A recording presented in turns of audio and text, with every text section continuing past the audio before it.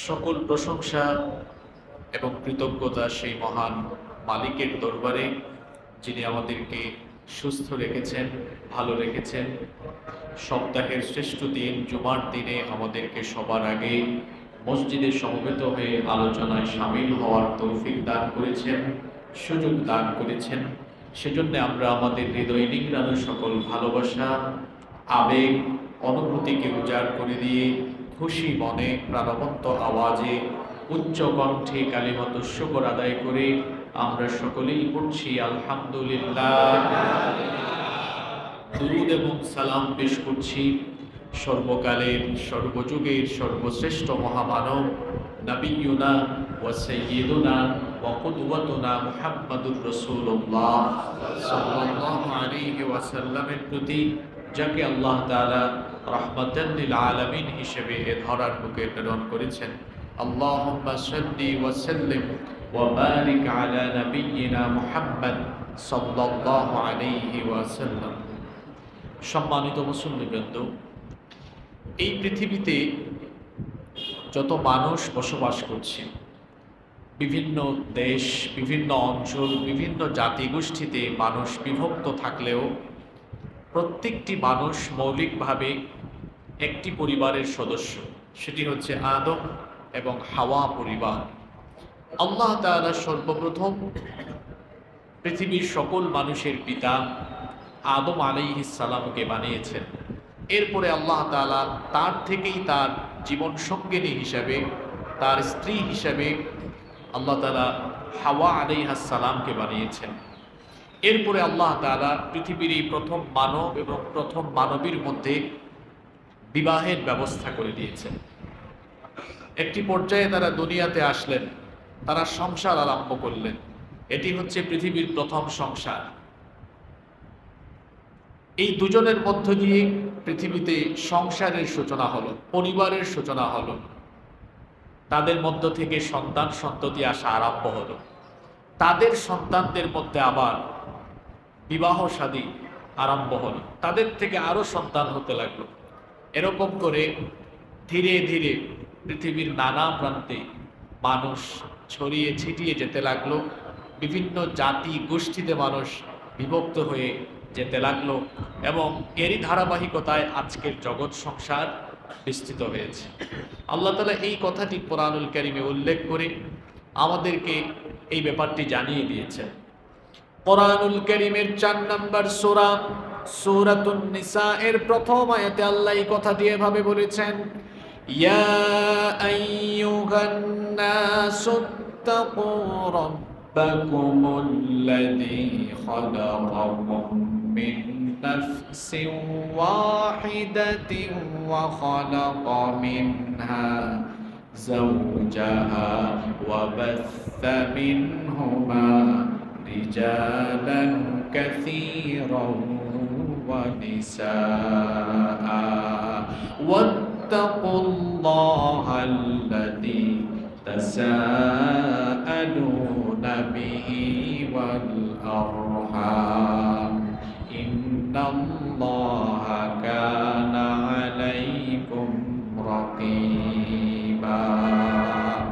আল্লাহ তাআলা বলছেন, হে মানব জাতি, তোমরা তোমাদের রবকে ভয় করো, যিনি তোমাদেরকে একটি জীবন থেকে সৃষ্টি করেছেন, অর্থাৎ আদম আলাইহিস সালাম থেকে তোমাদেরকে সৃষ্টি করেছেন।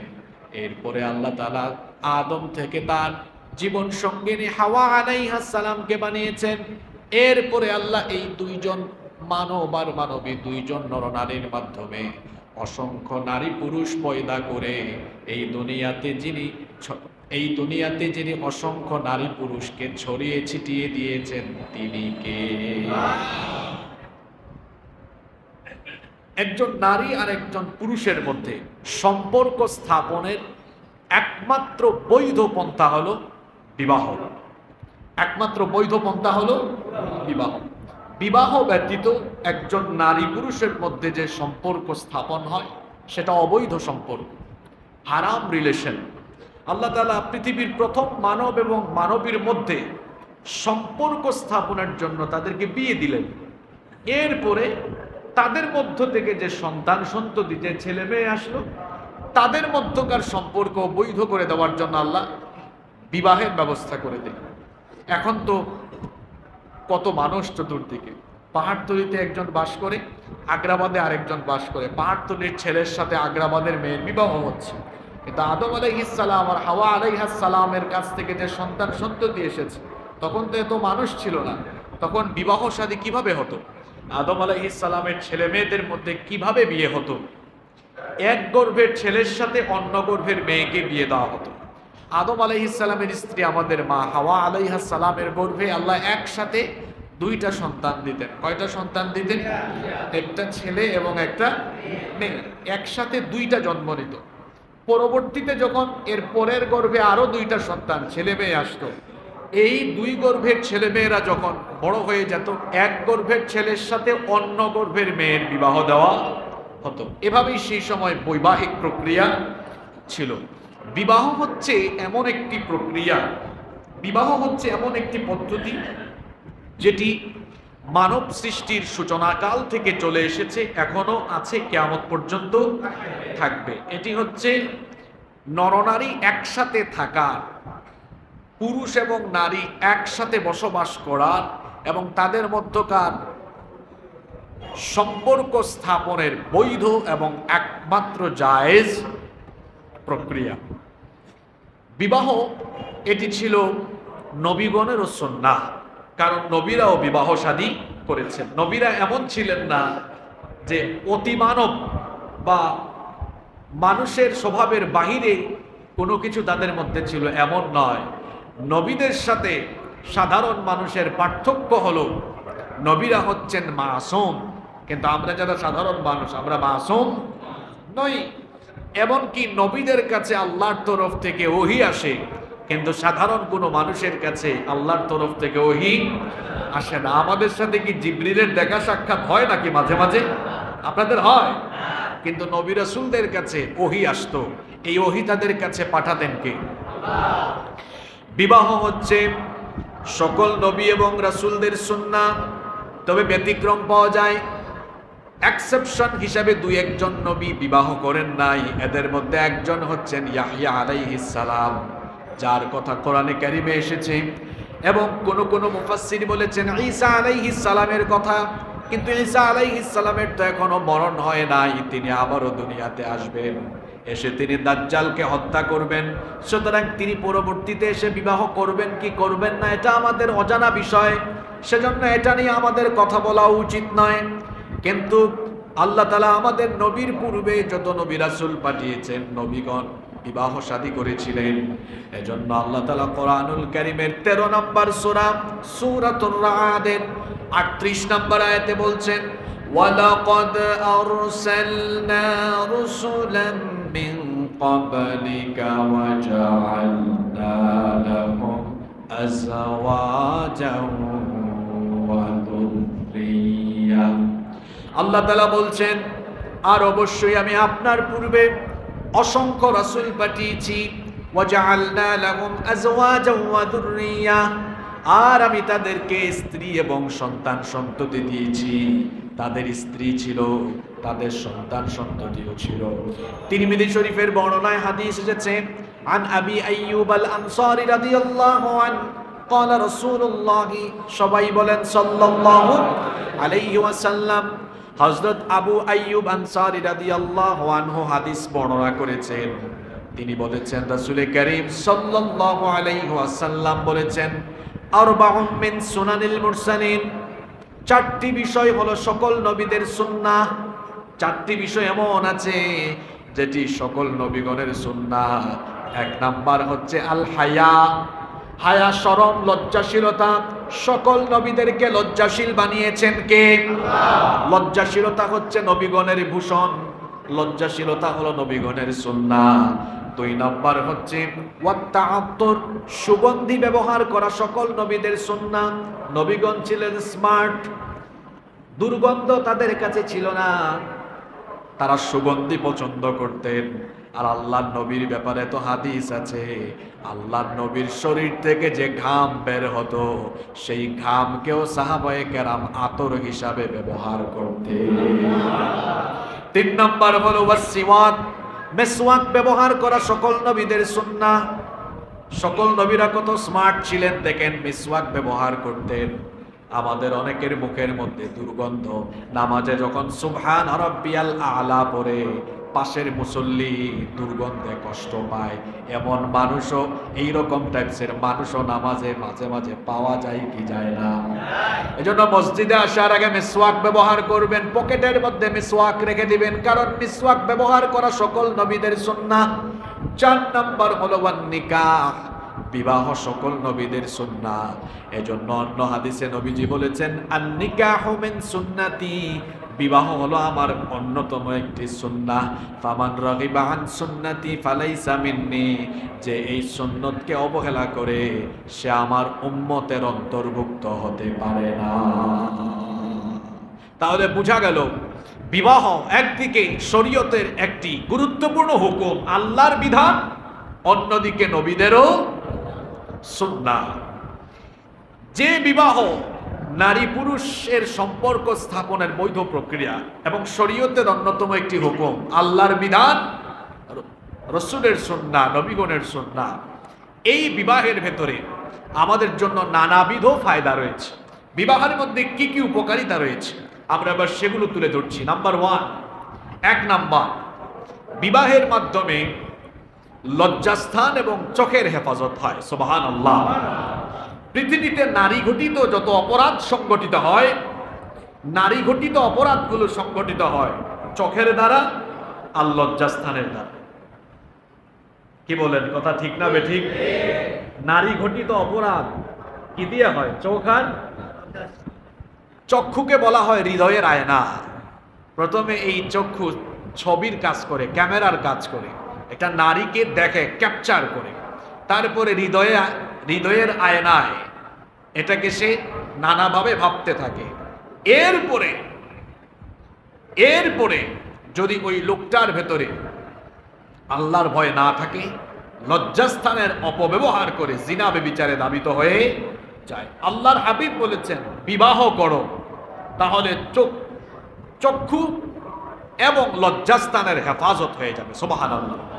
আল্লাহর নবী বলেছেন, এই হাদিসের বর্ণনাকারী সাহাবী আব্দুল্লাহ ইবনে মাসউদ রাদিয়াল্লাহু আনহু, হাদিসটি বুখারীতে আছে, মুসলিমেও আছে। আল্লাহর নবী বলেছেন, ইয়া মা'শারাশ শাবাব, হে যুব সমাজ, মান ইসতাতা মিনকুমুল বাআতা ফালইয়াতাযাওয়াজ, তোমাদের মধ্যে যারা সামর্থ্যবান, তোমাদের মধ্যে যারা সক্ষম, তারা যেন বিবাহ করে নেয়। ফাইন্নাহু আগাদ্দু লিল বাসার, কেননা এটি চোখের নিয়ন্ত্রণকারী। যখন সে বিবাহ করে তার চোখের হেফাজত হয়ে যায়। ওয়া আহসানুল ফারজ, শুধু তাই নয়, যখন সে বিবাহ করে তখন তার লজ্জাস্থানেরও হেফাজত হয়ে যায়। ওয়ামান লাম ইস্তাতি', আর যার বিয়ে করার সামর্থ্য নাই, সক্ষম নয়, ফাআলাইহি বিসসাওম, সে যেন রোজা রাখে। ফাইন্নাহু লাহু বিজা, এটা তার যৌন উন্মাদনা নিবৃত করবে।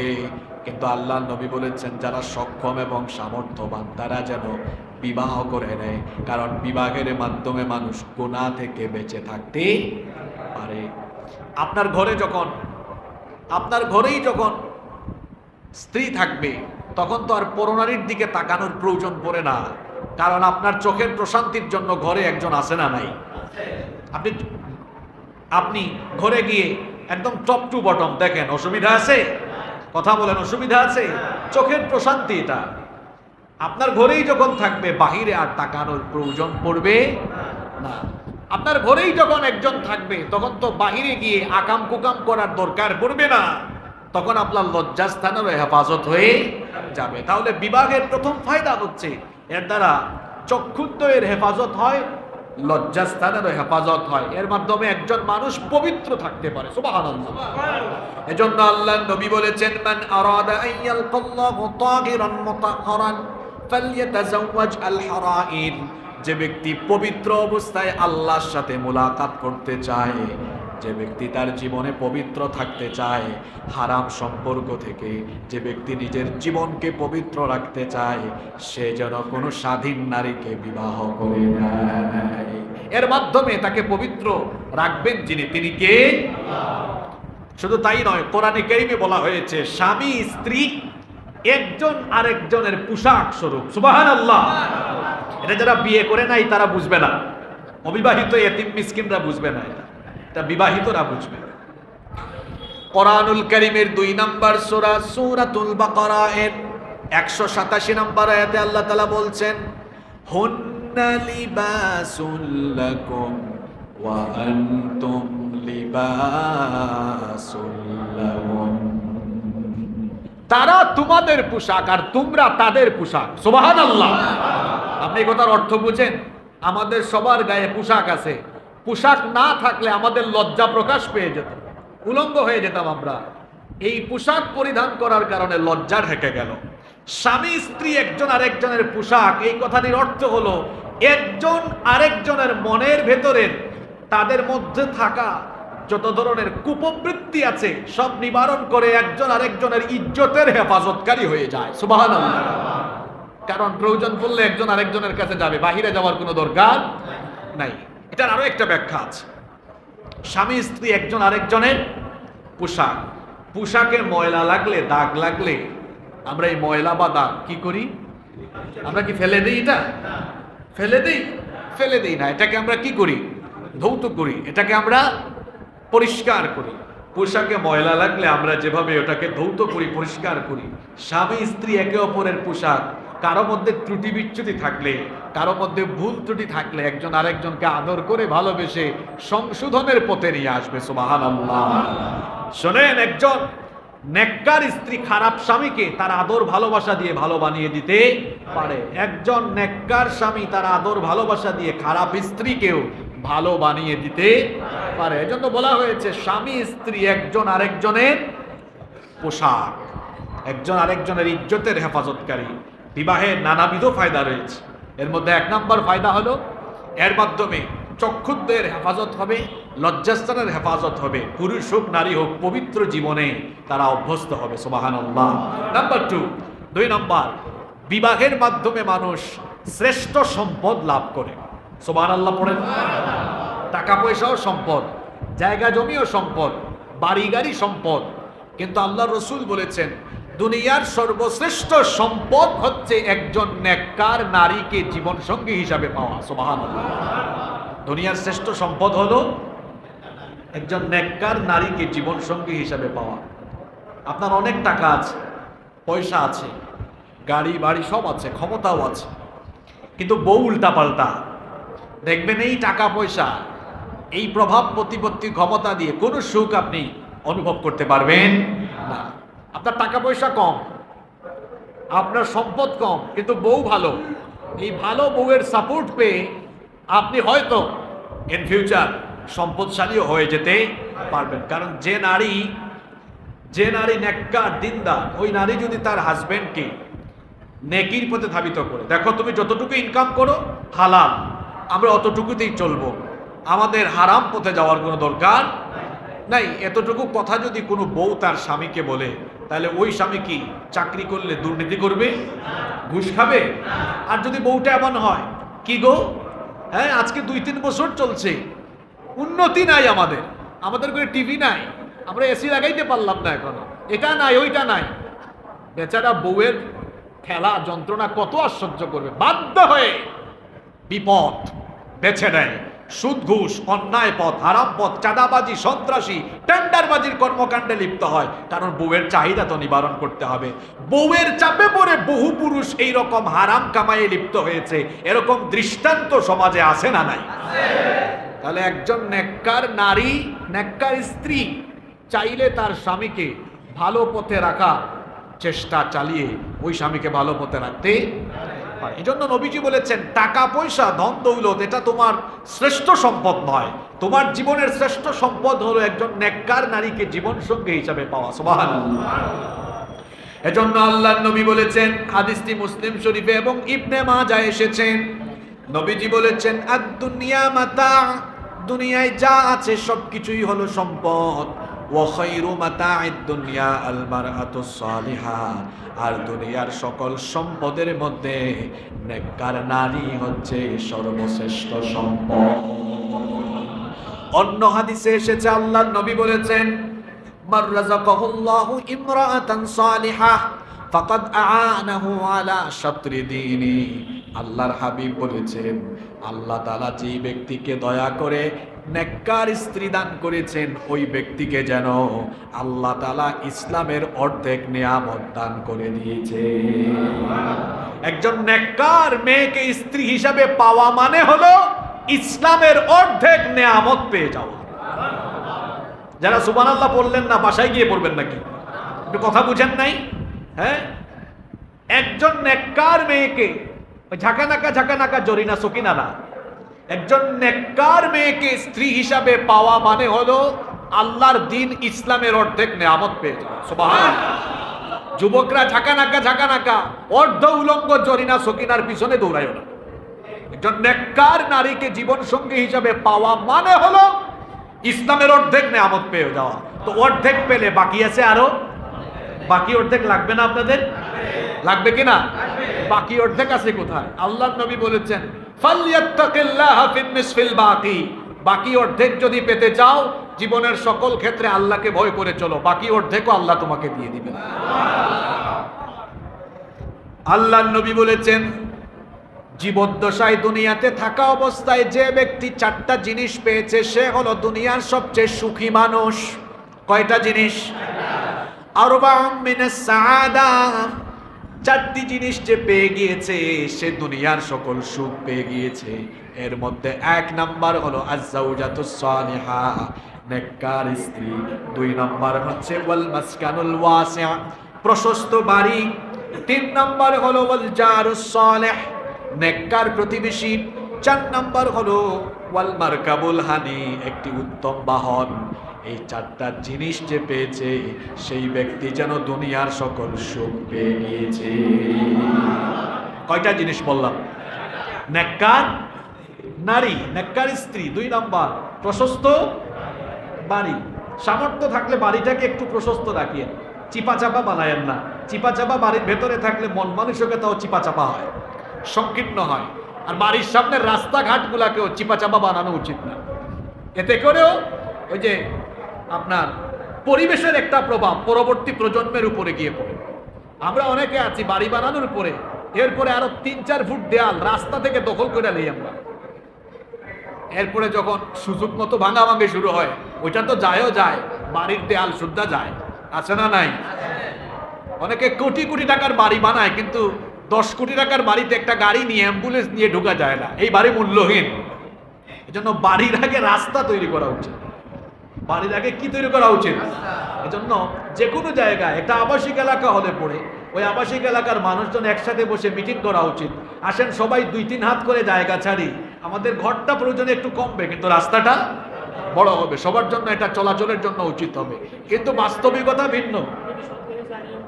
অবশ্যই অবশ্যই আপনার ছেড়ে দেওয়া এই রাস্তার মধ্যে অনেক মানুষজন চলাফেরা করবে, চলাফেরা করবে, এটা আপনার জন্য একটা সদকা হবে, সওয়াব হবে। আমরা এটা করি না, 1 ইঞ্চি জায়গায়ও ছাড়ে না। ওই জায়গা নিয়ে কি কবরে যাবেন নাকি? সবার জন্য আসল জায়গা কয় হাত? জোরে বলেন, কয় হাত? কিপটার ঘরের কিপটায় 1 ইঞ্চি জায়গাও ছাড়ে না। আছে না নাই? আরে এমন বহু মানুষ আমি আমার চারপাশে দেখেছি, 1 ইঞ্চি জায়গা ছাড়ে না। কিছুদিন আগে আমার সাথে একজনের ঝামেলা হয়েছে, তখন আমি তাকে উত্তর দিচ্ছি, তোর জায়গা নিয়ে তুই কবরে যাইস, এছাড়া আর কোনো উত্তর বাকি আছে? 1 ইঞ্চি জায়গা ছাড়ে না। অথচ সে জানে না এখন প্রাণ চলে গেলে জায়গা কয় হাত? এই কবরস্থানে 3.5 হাতের বেশি। আপনি বেশি মোটাসোটা 3.5 হাতের জায়গায় 4 হাত দেওয়া হবে, এমন কোনো বিষয় আছে নাকি? এজন্য এই বিষয়টা মনে রাখা দরকার। নবীজি বলেছেন এগুলো সৌভাগ্যবান মানুষের আলামত। প্রশস্ত বাড়ি ঘর থাকা, রাস্তাঘাটও প্রশস্ত থাকা, এটা সবার জন্য ভালো। একটা অ্যাম্বুলেন্স আসতে পারে না, অথচ ওই সংকীর্ণ রাস্তার ভিতরে ভিতরে বাড়ি বানিয়েছে, আলিশান বাড়ি। এই বাড়ির দাম আছে কোনো? মানুষ তো যাইতেও পারে না, এটা রিক্সাও যায় না। কি বলেন, এরকম আছে না নাই? রাস্তাঘাটকে প্রশস্ত রাখা উচিত। 3 নম্বরে নবীজি বলেছেন উত্তম প্রতিবেশী। প্রতিবেশী যদি খারাপ হয়, এটাও পরবর্তী প্রজন্মের উপরে গিয়ে প্রভাব পড়ে। প্রতিবেশী যদি চাঁদাবাজ, টেন্ডারবাজ, এখানে যদি কিশোর গ্যাং বেশি থাকে, আপনার ছেলে মেয়ে খারাপ হয়ে যাবে। এজন্য নবীজি বলেছেন সৌভাগ্যবান মানুষের আলামত হলো তার চারপাশে উত্তম প্রতিবেশী থাকা। যখন ফ্ল্যাট কিনবেন, জায়গা কিনবেন কোথাও, তখন আপনি এই বিষয়গুলো মাথায় রাখবেন। যে রাস্তাটা প্রশস্ত আছে কিনা, কয় ফিট রাস্তা। রাস্তাটা প্রশস্ত থাকলে আপনার লাভ আছে, তো ওই জায়গায় বিল্ডিং করতে আপনার খরচও কম হবে, ট্রাক সরাসরি ঢুকে যাবে। নইলে এক জায়গায় ট্রাক রাখা ওখান থেকে আবার ছোট গাড়ি দিয়ে আনা নেওয়া করতে হবে, ডবল খরচ আছে না নাই? এজন্য এগুলো দেখবেন, এগুলো হাদিস। এবং যে জায়গাতে জায়গা কিনলেন, ফ্ল্যাট কিনলেন, ওখানে প্রতিবেশী কমন, এখানে কি আড্ডা বেশি নাকি? কিশোর গ্যাং, চাঁদাবাজি, মদ জুয়া রাখরা রাখি। বাসা কিনলেন, ফ্ল্যাট কিনলেন এমন জায়গায় যেখানে চাঁদাবাজির আখড়া, জুয়ার আখড়া, পরবর্তী প্রজন্মের উপরে এর প্রভাব পড়ার সম্ভাবনা আছে না নাই?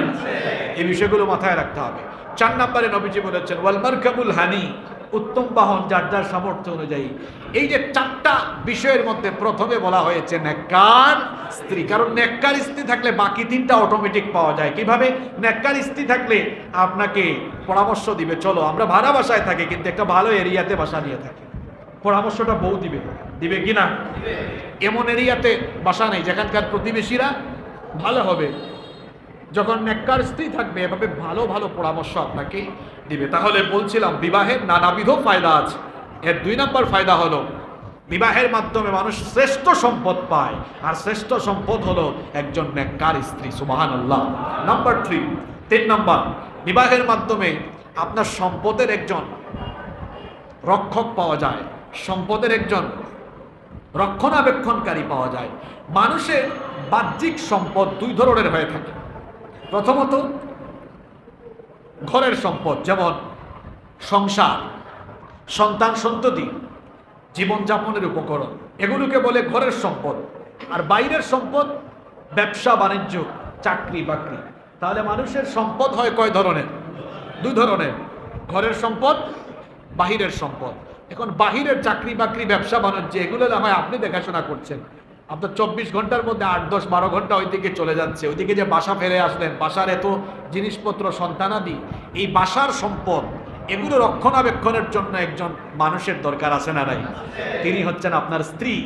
মানুষ যখন ব্যাচেলর থাকে, ঘর বাড়ি অগুছালো, ঠিক আছে, আপনার বউ যখন থাকবে সব গুছিয়ে রাখবে, সন্তানগুলোর দেখাশোনা করবে। এই জায়গাতে এসে ইসলাম বিরোধীরা, বিশেষ করে নাস্তিক, মোরতাদ বা আমরা বলে যে ইসলাম, আর বিশেষ করে এদেশের মোল্লারা নারীদেরকে চায় ঘরের ভিতরে আটকায় রাখতে।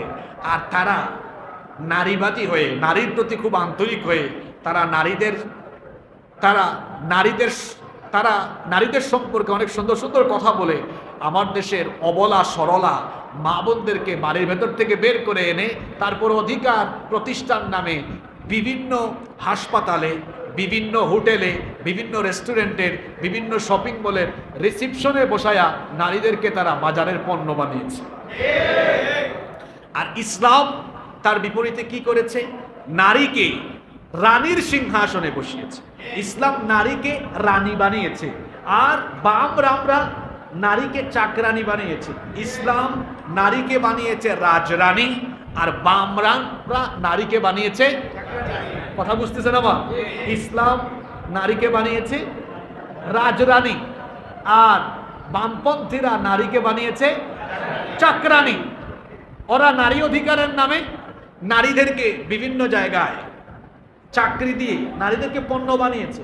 আপনি দেখবেন উপস্থাপিকা, সংবাদ পাঠিকা বেশিরভাগ, জোরে বলেন, নারী যেন এক পণ্য হয়ে গিয়েছে। হোটেলে যান, রিসিপশনে আপনি যান, আমি নাম বলবো না, ঢাকাতে যান, যতগুলো 5 স্টার হোটেল আছে দেখবেন এক ছেলে থাকলে 3 জন। বিমানে উঠবেন, বিমানবালা, কেবিন ক্রু, পুরুষ বেশি না নারী বেশি? আর পোশাক আশাকের অবস্থা তো খুব ভালো, মাশাআল্লাহ। কি বলেন আপনারা? তাহলে নারীবাদীরা নারী অধিকারের কথা বলে নারীদেরকে চাকরানি বানিয়েছে, আবার নারীদেরকে পণ্য বানিয়েছে। আর ইসলাম তার বিপরীতে নারীকে বলেছে তুমি ঘরে থেকে রাজত্ব করো। এই শোনো, স্বামীকে বলছে বাসায় আসার সময় 2 কেজি পেঁয়াজ আনিও। এটা হুকুম না? কথা বলেন। চাল শেষ হয়ে গিয়েছে, চাল নিয়ে আসিও, তো বিছানার চাদর আনিও, এটা আনিও, ওইটা আনিও। মানে নারী রানীর মতো ভূমিকায় থেকে তার হাজবেন্ডকে বলছে। সুবহানাল্লাহ। তাহলে ইসলাম নারীকে বানালো কি? জোরে বলেন। আর বামপন্থীরা বানিয়েছে কি? আপনারা কি বানাবেন? কি বানাবেন? এই কথাই হয়তো চাকরিজীবী বোনরা আমার কথায় কষ্ট পেতে পারেন আমার বোনেরা। চাকরি করা নারীদের প্রয়োজন হতে পারে। একজন বিধবা মহিলা তিনি কি চাকরি করবেন না? অথবা একজন মহিলা অসহায় জীবনযাপন করছেন, প্রয়োজনে তিনি চাকরি করবেন, ব্যবসা করবেন, এতে কোনো অসুবিধা, সেটা প্রয়োজনের খাতিরে। কিন্তু প্রয়োজন নাই, দরকার আছে, আপনার হাজবেন্ডের অনেক টাকা পয়সা আছে বা আপনার সব কিছুই আছে, দরকার আছে আর দরকার নাই। আর একজন নারী যখন বাহিরে চলে যায়, দেখবেন যে সকল পরিবারে নারী পুরুষ উভয়েই বাড়ির বাহিরে থাকে, এদের ঘর বাড়ি বেশি অগোছালো থাকে। যে বাসা বাড়িতে ঢুকে দেখবেন বাসা বাড়ি অগোছালো, বুঝবেন এই ঘরের মহিলা ঘরের থেকে বাইরে থাকে বেশি। চাকরি না করলেও ফাটুং ফুটুং শপিংয়ে যাওয়া, রেস্টুরেন্টে খাওয়া, কথাগুলো মিলাবেন। যে বাসায় গিয়ে দেখবেন বাসা বাড়ি অগোছালো, এই বাড়ির মহিলা এটা বেশি ফটং ফটং করে। হয় বাইরে চাকরি করে, চাকরি বাকরি না করলেও বাহিরে বেশি আড্ডা মারে, বাসায় কম থাকে। সে হয়তো রেস্টুরেন্টে গিয়ে ঘুরবে, পথেঙ্গায় যাবে, আজ এখানে কাল ওখানে, আজ এখানে কাল সেখানে, মানে বাড়িতে নাই, বাসার বাহিরে বেশি। ঘর বাড়ি গুছায় রাখার তার কোনো সময়। কি বলেন, কথা ঠিক না বেঠি? ইসলাম নারীকে বানিয়েছে রানী। তো বলছিলাম বিবাহের 3 নম্বর ফায়দা হলো, বিবাহের মাধ্যমে আপনি একজন রানী পাবেন। একজন কি পাবেন? শুধু স্ত্রী না, একজন রানী, একজন কুইন। এজন্য আপনার বউকে আপনি আদর করে কুইন ডাকতে পারেন, কারণ সে আসলেই তো আপনার কুইন, রানী। কারণ সে আপনার সম্পদের সকল রক্ষণাবেক্ষণ করছে, পরিবার দেখাশোনা করছে। সুবহানাল্লাহ। 4 নম্বর, বিবাহের 4 নম্বর ফায়দা হলো বিবাহের মাধ্যমে আপনি ফিতনা থেকে বেঁচে যেতে পারবেন। পৃথিবীতে সবচেয়ে ভয়ঙ্কর ফিতনা হলো নারীর ফিতনা। কিসের ফিতনা? এই নারীর ফিতনায় যদি কোনো পুরুষ পড়ে যায়, ওই পুরুষের কেরিয়ার শেষ হবে, ওই পুরুষের সম্পদ বিনষ্ট হতে পারে, ওই পুরুষ লাঞ্ছিত হতে পারে। ছাত্র জীবনে যে ছাত্র নারীর ফিতনায় পড়েছে তার ছাত্র জীবন নষ্ট হয়ে গিয়েছে। স্কুল কলেজে তোমরা যারা পড়ো, ইউনিভার্সিটিতে পড়ো, মেয়েদের পিছনে ঘুরঘুর ঘুরঘুর করিও না। এই ছাত্র জীবনে তুমি যদি নারীর ফিতনায় পড়ো, এই বয়সটা আমরাও তো অতিক্রম করে এসেছি, হ্যাঁ। বিশেষ করে বয়সন্ধিকালের পরে লাফালাফি বাড়ে ছেলেদের, লাফালাফি করো না।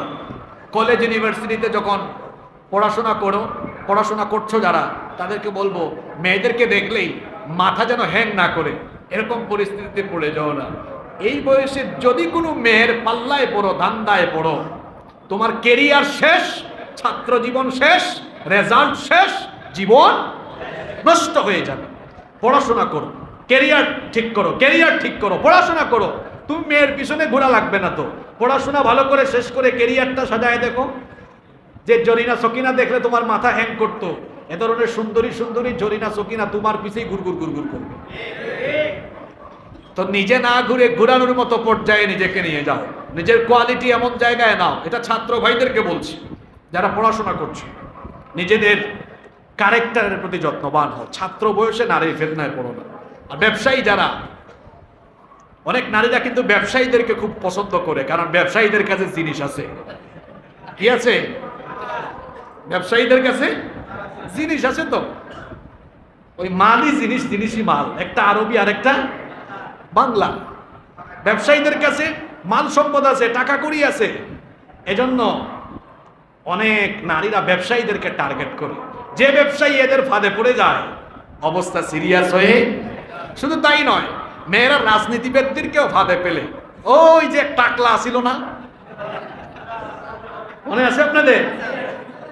তার বান্ধবী তারে কি কামটা করলো, দুইজনে আবার এক মার্কা নিয়ে নির্বাচনও করলো, এক মার্কা নিয়ে নির্বাচনও করলো। নারীর ফিতনা আর মানুষের উপরে জুলুম, এই দুটো জিনিসের পরিণতি কিন্তু বড় ভয়ানক। জুলুমের পরিণতিও বড় ভয়াবহ।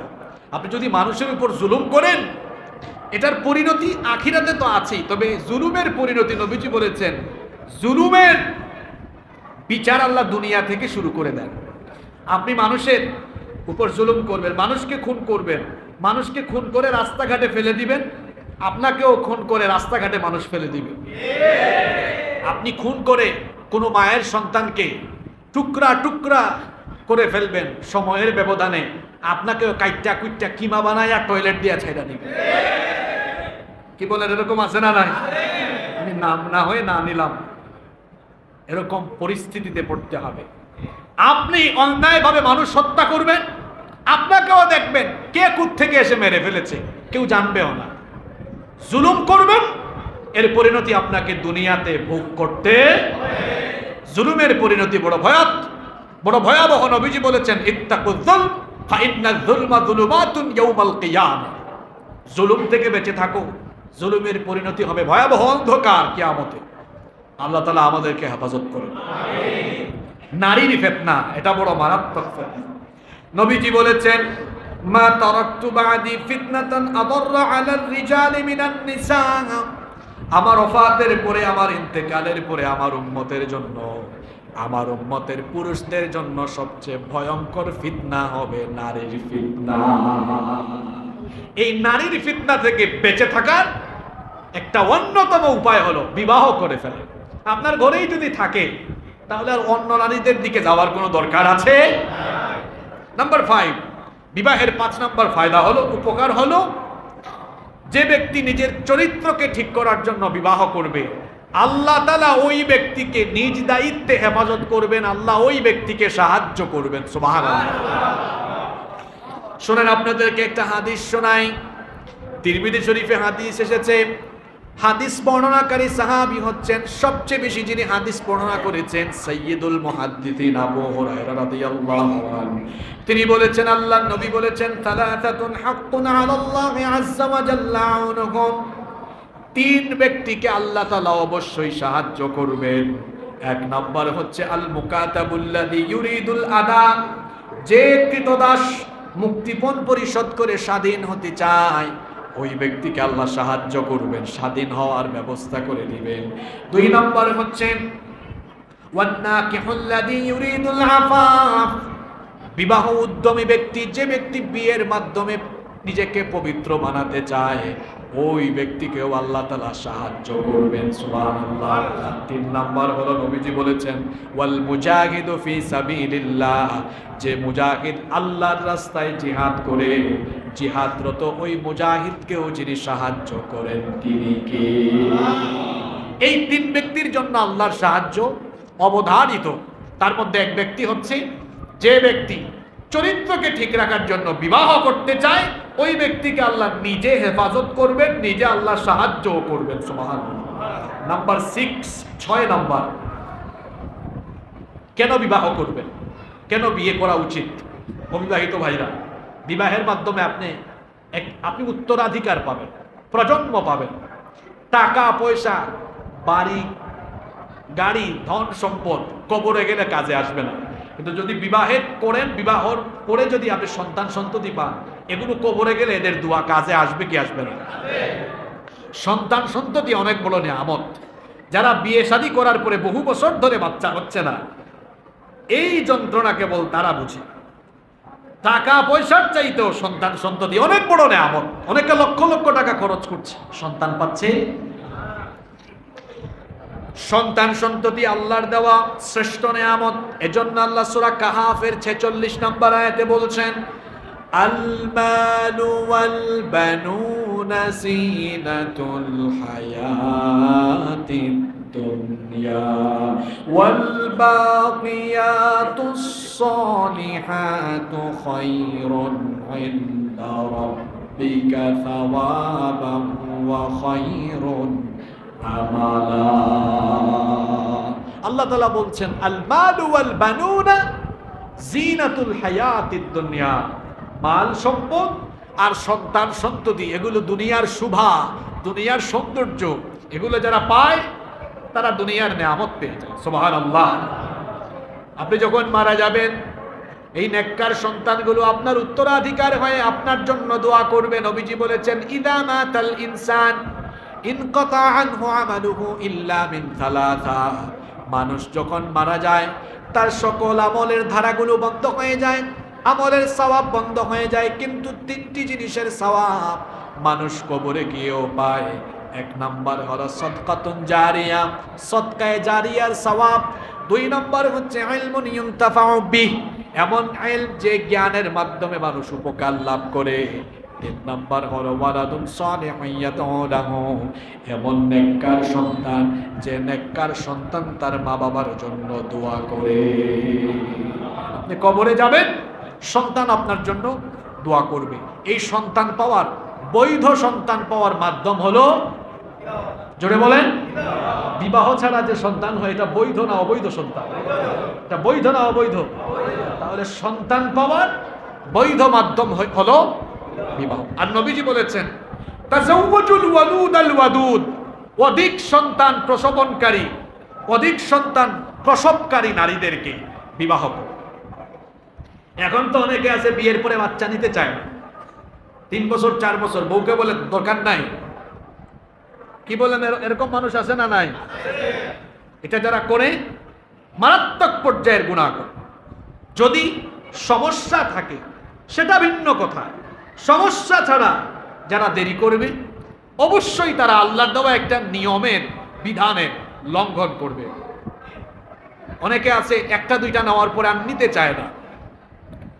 আমাদের পূর্বে আমাদের বাপ চাচারা 6টা 7টা 8টা 10টা সন্তান ছিল, না খাইয়া বইরা গেছে নাকি? কথা বলেন। আমার দাদাই তো 2 বিয়ে করছে, এতগুলা সন্তান, না খাইয়া তো মরে নাই। কি আর না খাইয়া মরেছে? আমি আমার বাপ চাচার থেকে গল্প শুনেছি, নিজের ঘরের মানুষ তো খাইছে খাইছে, প্রত্যেক দিন আশেপাশের অনেক অভাবী মানুষকে তারা খাইয়েছে। সুবহানাল্লাহ। বরকত ছিল। এখন 2-3 জনের ফ্যামিলি, 4-5 জনের ফ্যামিলি, বরকত, অভাব আর অভাব। প্রত্যেকটা মানুষ রিজিক নিয়ে জন্মায়, রিজিকের মালিক আমরা না, আল্লাহ। আমরা শুধু উসিলা। প্রত্যেকটা মানুষ রিজিক নিয়েই আসে। আল্লাহ বলেছেন নাহনু নারযুকুকুম, আমি রিজিক দেই। রিজিক দেন কে? আল্লাহ পবিত্র কোরআনে কারিমে বলেছেন ওয়ালা তাকতুলু আওলাদাকুম খাশিয়াতা ইমলাক, রিজিকের ভয়ে তোমরা তোমাদের সন্তানকে মেরে ফেলো না। রিজিকের ভয়ে যারা সন্তান নেয় না, যারা রিজিকের ভয়ে সন্তান নেয় না, এরা শুক্রাণু হত্যাকারী, ভ্রূণ হত্যাকারী। রিজিকের ভয়ে সন্তান না নেওয়া এটা হচ্ছে মারাত্মক পর্যায়ের খোদাদ্রোহিতা। রিজিকের মালিক আপনি নন, রিজিকের মালিক কে? স্লোগান শিখিয়ে দিয়েছে 2টি সন্তানের বেশি নয়, 1টি হলে। আর ওইদিকে ইহুদিরা যে বেশি সন্তান দিতে পারবে তাকে তারা পুরস্কার দেয়। জানেন না আপনারা? ইহুদিরা বেশি বেশি সন্তান নিতে চায়, তাদের সংখ্যা তারা বাড়াতে। তো বলছিলাম বিবাহের 6 নম্বর ফায়দা হলো বিবাহের মাধ্যমে সন্তান আসে। সন্তান পাওয়ার বৈধ প্রক্রিয়া হলো বিবাহ। নাম্বার 7 নম্বর হলো বিবাহের মাধ্যমে মানুষের দিনদারিতা পরিপূর্ণ হয়। সুবহানাল্লাহ। বিবাহ ছাড়া মানুষের দিনদারিতা পাক্কা লেভেলে যায় না। কারণ ওই যে একটা হাদিস একটু আগে পড়লাম যে আল্লাহ যাকে দয়া করে নেককার স্ত্রী দিয়েছেন, আল্লাহ দিনের অর্ধেক নেয়ামত তাকে দিয়েছেন। সুবহানাল্লাহ। তাহলে দিনদারিতাটা কি হয়? পরিপূর্ণ হয়। এজন্য নবীজি বলেছেন ইদা তাযাওয়াজাল আবদ ফাকাদ ইসতাকমালা নিসফাদ-দ্বীন, যে ব্যক্তি বিবাহ করে, যখন কোনো মানুষ বিবাহ করে নেয় তখন সে ঈমানের অর্ধেক পূর্ণ করে, বাকি থাকলো অর্ধেক। আল্লাহর নবী বলেছেন ফালইয়াত্তাকিল্লাহা ফিন নিসফিল বাকি, বাকি অর্ধেকের ব্যাপারে তারা যেন আল্লাহকে ভয় করে। তাহলে বাকি অর্ধেক নেয়ামত তাকে যিনি দিয়ে দিবেন তিনি কে? নেককার স্ত্রী পাওয়ার মাধ্যমে দিনদারিতা পরিপূর্ণ হয়। কারণ একজন নেককার স্ত্রী আপনাকে তাহাজ্জুদের জন্য ডাকবে, নেক কাজে আপনাকে উৎসাহ যোগাবে, এর মাধ্যমে আপনার দিনদারিতা আরো বেশি পাক্কা হবে, আরো বেশি মজবুত। নাম্বার 8 নাম্বার, বিবাহের মাধ্যমে মানুষের জীবনে প্রাচুর্য আসে, বরকত আসে। বিবাহের পরে রিজিক বাড়ে। এটা অবিবাহিত এতিম মিসকিন ভাইরা বুঝবেন না, যারা বিয়ে করেছেন তারা জানেন বিয়ের পরে আপনার ইনকাম বাড়ছে না কমছে? কি বিবাহিতরা কথা বলেন, বাড়ছে না কমছে? আপনি বিয়ের আগে যা ইনকাম করতেন বিয়ের পরে এর চেয়ে বাড়ছে কি বাড়ে নাই? বিয়ের পরে বাড়ছে। আবার সন্তান হওয়ার পরে ইনকাম আরো বাড়ছে না কমছে? বাড়াইছেন আপনি না আল্লাহ বাড়িয়ে দিয়েছেন? এটা প্র্যাকটিক্যাল। অবিবাহিতরা উত্তর দিয়েছে, এরা প্র্যাকটিক্যালি না গিয়েই বুঝে ফেলছে। আপনি কেমনে বুঝছেন এটা? এটা যখন বিয়ে করবেন দেখবেন ইনকাম বেড়ে যায়, সন্তান হবে ইনকাম আরো বেড়ে যায়। কারণ আপনার স্ত্রী তো রিজিক নিয়ে এসেছে, আপনার সন্তান রিজিক নিয়ে এসেছে। এজন্য আল্লাহর নবী বলেছেন সর্বশ্রেষ্ঠ রিজিক হলো তোমার স্ত্রী। সুবহানাল্লাহ বলবেন না? সর্বশ্রেষ্ঠ রিজিক হলো তোমার স্ত্রী। এটার মাধ্যমে তোমার রিজিকে আরো প্রাচুর্য আসবে, বরকত আসবে। এজন্য আল্লাহ তাআলা বলছেন, শুনেন এবার মা বাবারা শুনেন, যারা আপনারা সন্তানদেরকে বলেন তুই মানুষের পায়ের উপর দাঁড়ায় আসোস, নিজের পায়ে দাঁড়া, এরকম তো বলতে শোনা যায়। নিজের পায়ে দাঁড়া, তারপর বিয়ে কর। তো নিজের পায়ে দাঁড়াবে সে কি এত বছর মানুষের পায়ের উপর দাঁড়ায় আছে নাকি? দারিদ্রতার ভয়ে, অভাব অনটনের ভয়ে এই কথা বলবেন না, বরং আল্লাহ কি বলছেন শুনেন। কোরআনুল কারীমের 24 নম্বর সূরা সূরাতুন নূরের 32 নম্বর আয়াতে আল্লাহ বলছেন, ওয়া আনকিহুল আয়ামা মিনকুম ওয়াস-সালিহিনা মিন ইবাদিকুম ওয়া ইমাইকুম ওয়া ইয়াকুনু ফুকারা আয়ুগনিহিমুল্লাহু মিন ফাদলি ওয়াল্লাহু ওয়াসিউন আলীম। আল্লাহ তাআলা বলছেন, তোমাদের মধ্যকার অবিবাহিত নারী পুরুষদের তোমরা বিবাহ দাও। ইয়াকুনু ফুকারা, যদি তারা দরিদ্র হয়, যদি তাদের অভাব অনটন থাকে, যখন তোমরা তাদেরকে বিয়ে দিয়ে দিবে, ইউগনিহুমুল্লাহু মিন ফাদলি, আল্লাহ দয়া করে অনুগ্রহ করে তাদেরকে ধনী বানায় দিবেন। অর্থাৎ আল্লাহ তাদের দারিদ্রতা দূর করে তাদের রিজিক বাড়ায়া দিবে, রিজিক বেড়ে যাবে। রিজিকের দায়িত্ব তো আপনার নয়। এজন্য আল্লাহ কোরআনে কারীমে বলছেন, ওয়া মা মিন দাব্বাতিন ফিল আরদি ইল্লা আলাল্লাহি রিজকুহা। জমিনে বিচরণকারী যত প্রাণী আছে সকলের রিজিকের দায়িত্ব যার কাছে, তিনি কে? বিবাহ করবেন, বরকত চলে আসবে, সম্পদে, ইনকামে, উপার্জনে বরকত দান করে দিবেন কে? 9 নম্বর, বিবাহের মাধ্যমে শারীরিক প্রশান্তিও পাবেন, আত্মিক প্রশান্তিও পাবেন। পেটের ক্ষুধা যেমন আছে, মানুষ প্রাপ্তবয়স্ক হলে তার যৌবনের ক্ষুধাও আছে, তো আত্মিক শারীরিক দুই ধরনের পরিতৃপ্তি সে লাভ করবে। এজন্য আল্লাহ তাআলা কোরআনে কারীমে বলছেন, সূরা রুমের 21 নম্বর আয়াত, وَمِنْ آيَاتِهِ أَنْ خَلَقَ لَكُمْ مِنْ أَنْفُسِكُمْ أَزْوَاجًا لِتَسْكُنُوا إِلَيْهَا وَجَعَلَ بَيْنَكُمْ مَوَدَّةً وَرَحْمَةً إِنَّ فِي ذَلِكَ لَآيَاتٍ لِقَوْمٍ يَتَفَكَّرُونَ। আল্লাহ তাআলা বলছেন, আর তোমাদের জন্য আল্লাহর একটা নিদর্শন হলো, তিনি তোমাদের জন্য তোমাদের মধ্য থেকে তোমাদের স্ত্রী সৃষ্টি করেছেন, যাতে তোমরা তাদের কাছে গিয়ে প্রশান্তি লাভ করো, এবং তোমাদের পরস্পরের মধ্যে আল্লাহ ভালোবাসা এবং দয়া সৃষ্টি করে দিয়েছেন। এখানে দুইটা কথা, ওয়াজআলা বাইনাকুম মাওয়াদ্দাতাম ওয়া রাহমা, কি সুন্দর কথা। তোমাদের মধ্যে আল্লাহ ভালোবাসা আর দয়া মায়া সৃষ্টি করেছেন।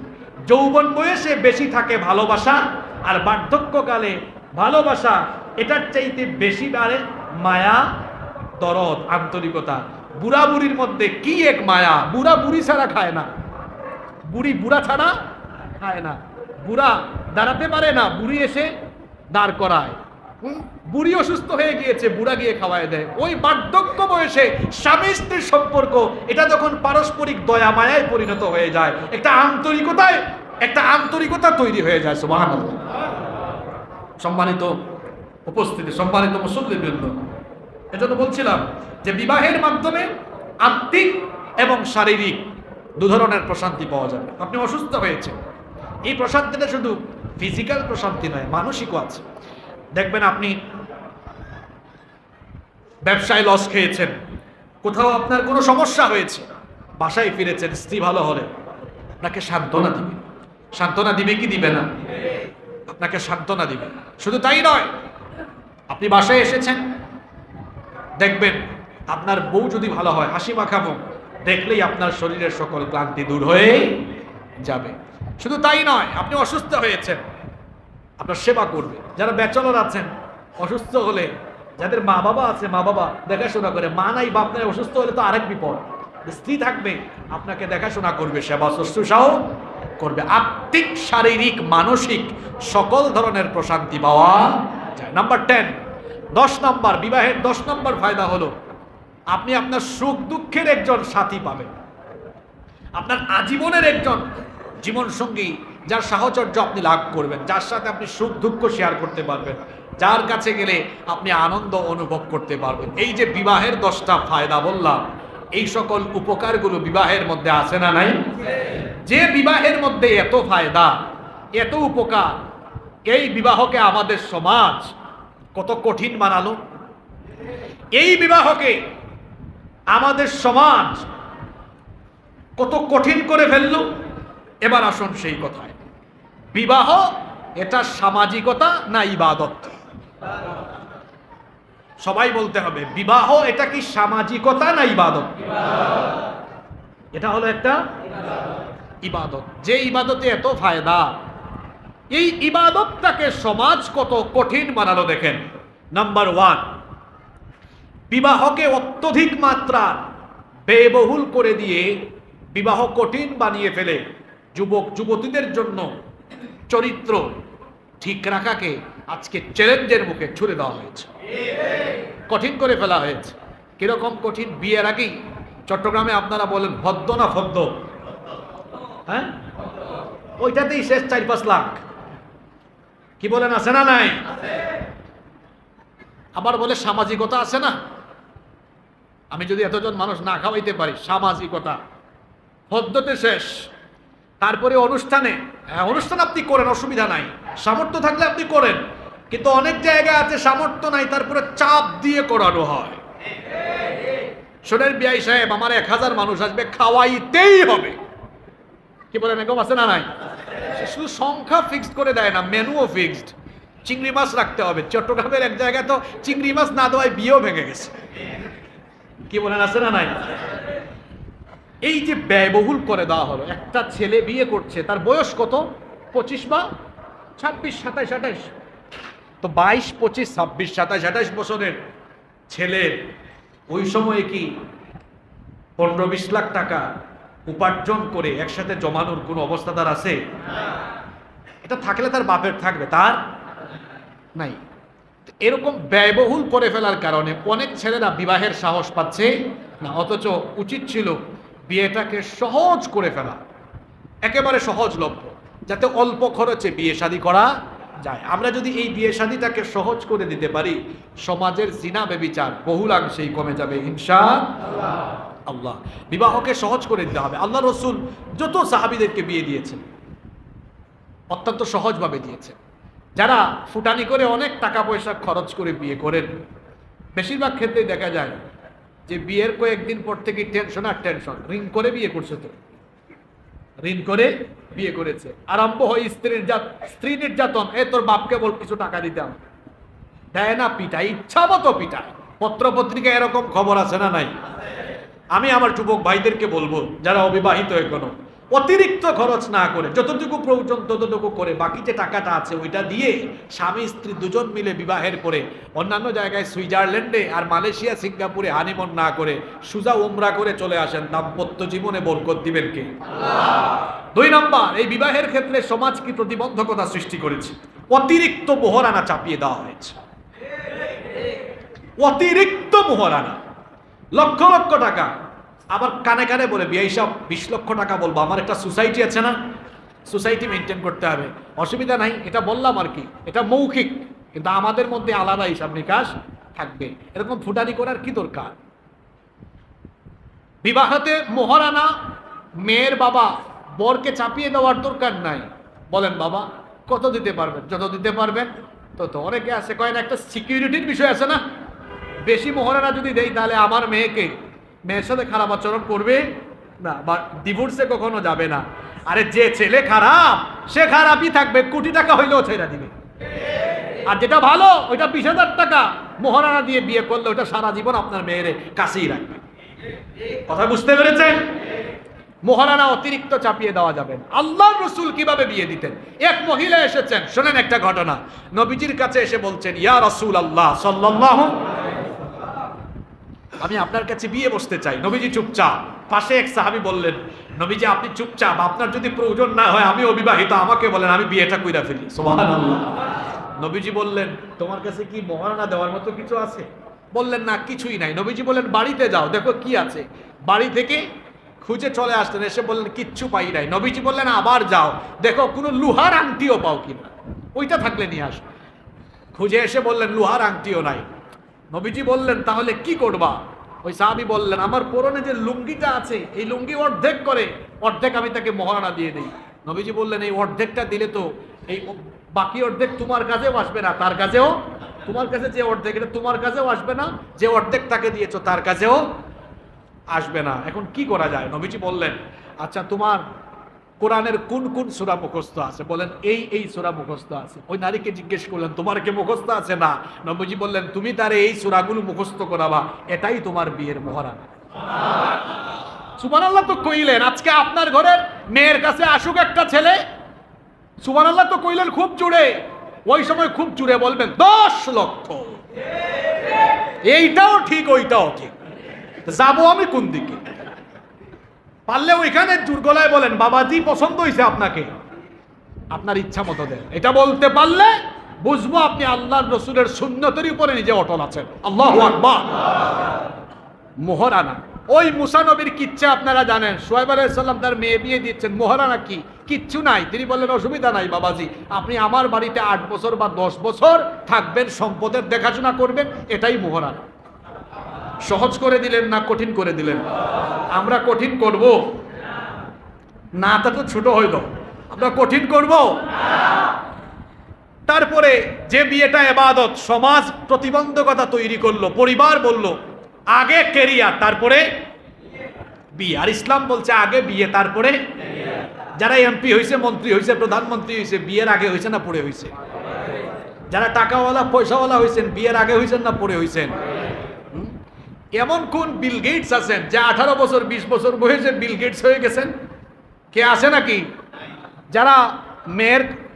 যারা মেয়ের বাবা কোনো ছেলে প্রস্তাব নিয়ে আসলে যে বাবা বলে, বাবা তোমার ফ্ল্যাট আছে, গাড়ি বাড়ি আছে, ওই বিল গেটস বাবাকে আমি জিজ্ঞেস করতে চাই, আপনার বয়স যখন 25-26 বছর ছিল, আপনার কয়টা ফ্ল্যাট ছিল? কি বলেন? ওই বিল গেটস বাবার কি এত ফ্ল্যাট ছিল? আরে 25, 26, 27 বছরে যার বাড়ি গাড়ি আছে, ওইটা তার না, ওইটা তার বাপ দাদার থেকে দান সদকা পাইছে বা উত্তরাধিকার সূত্রে পেয়েছে। নিজে নিজে কামাইতে হলে 32, 35, 40 বছর লাগে। আপনি বলেন, বাবা তুমি কিভাবে উপার্জন করে কত টাকা করো? 10,000, 20,000। যে ছেলে 26, 27 বছর বয়সে বাবার টাকা না খায়া নিজে ইনকাম করে নিজের পয়সায় চলে, ও হলো শাহজাদা। আর যে 25, 27 বছর বয়স বাবার ঘাড়ের উপরে চাপায় আছে, ওইটা একটা গাধা। গাধার কাছে মেয়ে বিয়ে দিয়েন না, শাহজাদার কাছে মেয়ে বিয়ে দিয়ে।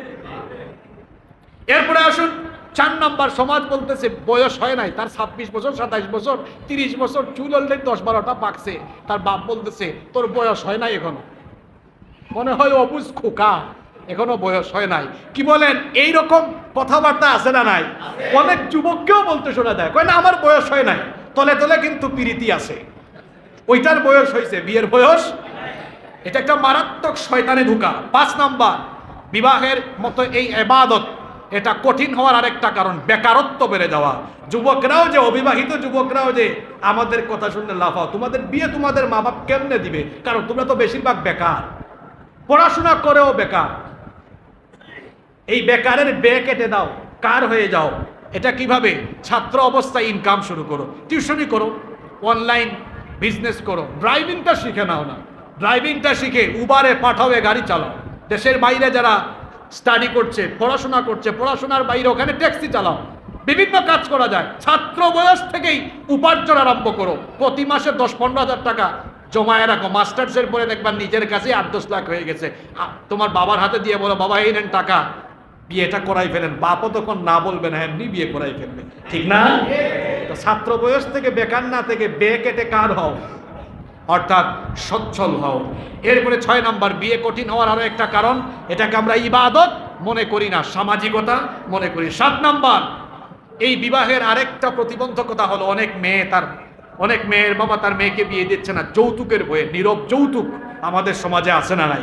সব দেওয়া লাগে, মনে হয় যেন বাপ মেয়ে জন্ম দিয়া ঠেকছে, এরকম অবস্থা। আমরা যদি প্রত্যেকে সিদ্ধান্ত নেই, যে ছেলে বিবাহের সময় শ্বশুর বাড়ি থেকে কিছু চাইবে, ওই মিসকিন ছেলের কাছে আমি আমার মেয়ে বিয়ে দেব না, তাইলে মিসকিন মার্কা, ছোট লোক, ইতর মার্কা যত মানুষ সমাজে আছে এরা একদম সোজা হয়ে যায়।